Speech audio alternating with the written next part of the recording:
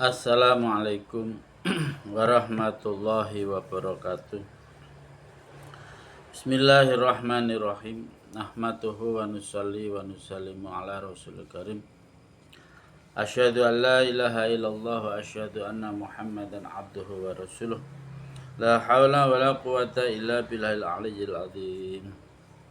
Alhamdulillah, saudaraku dimanapun Anda berada, kita lanjutkan program kita yaitu Ta'lim wa Ta'allum.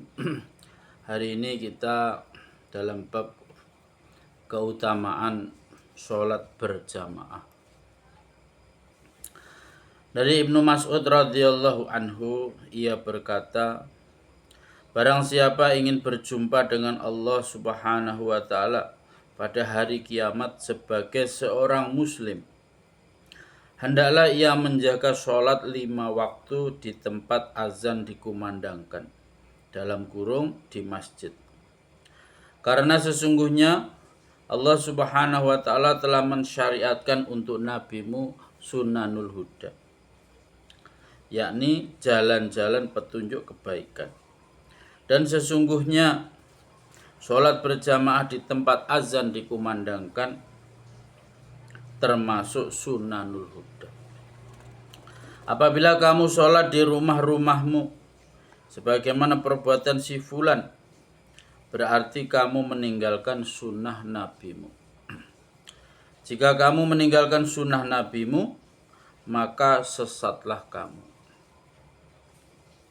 Tiada seorang laki-laki pun yang berwudu dengan sempurna lalu pergi ke salah satu masjid, kecuali Allah Subhanahu wa taala mencatat untuk setiap langkahnya satu kebaikan, meningkatkan baginya 1 derajat, dan menghapuskan baginya 1 kesalahan.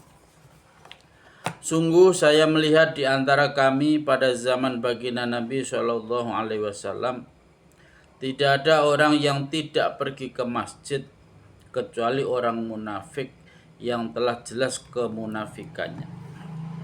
Dalam kurung, pada zaman baginda Nabi SAW, kebanyakan orang munafik pun tidak berani untuk meninggalkan sholat berjamaah. Sungguh pernah ada seorang laki-laki, yakni uzur, ia dipapa oleh 2 orang, lalu diberdirikan di dalam shaf sholat. Diriwayatkan pula, sungguh saya melihat di antara kami pada zaman baginda Nabi SAW, tak seorang pun yang meninggalkan sholat berjamaah di masjid kecuali orang munafik yang telah diketahui kemunafikannya atau orang sakit parah. Sungguh seseorang akan dipapah oleh 2 orang untuk sholat jamaah. Ibnu Mas'ud radhiyallahu anhu berkata, sesungguhnya Rasulullah SAW telah mengajari kami sunanul huda, dan sesungguhnya sholat di masjid di tempat azan dikumandangkan termasuk sunanul huda. Hadis riwayat Muslim, Abu Dawud, Nasai, Ibnu Majah dalam kitab At-Targhib. Faidah: para sahabat radhiyallahu anhum sangat menjaga sholat berjamaah. Mereka berusaha keras agar bisa sholat berjamaah meskipun sakit dan harus dipapah oleh orang lain. Bagaimana mungkin mereka tidak memedulikannya? Sedangkan baginda Nabi SAW sendiri sangat menjaga sholat berjamaah. Ketika beliau SAW sakit parah yang menyebabkan wafatnya, beliau SAW berkali-kali terjatuh dan berusaha berwudu. Akhirnya dengan susah payah beliau SAW dapat berwudu. Kemudian beliau pergi ke masjid dengan dipapa oleh Abbas radhiyallahu anhu dan seorang sahabat lain. Karena kaki beliau SAW tidak bisa menapak dengan baik, maka atas permintaan beliau SAW, Abu Bakar radhiyallahu anhu mengimami sholat berjamaah. Kemudian baginda Nabi SAW menyertai jamaah di belakangnya. Abu Darda radhiyallahu anhu berkata, aku mendengar baginda Rasulullah Shallallahu alaihi wasallam bersabda, beribadahlah kepada Allah seolah-olah Dia di hadapanmu dan seolah-olah kamu melihatnya. Anggaplah dirimu termasuk dalam daftar orang-orang yang sudah mati, dalam kurung tidak merasa sebagai orang yang masih hidup, sehingga tidak gembira karena sanjungan dan tidak sedih karena cacian.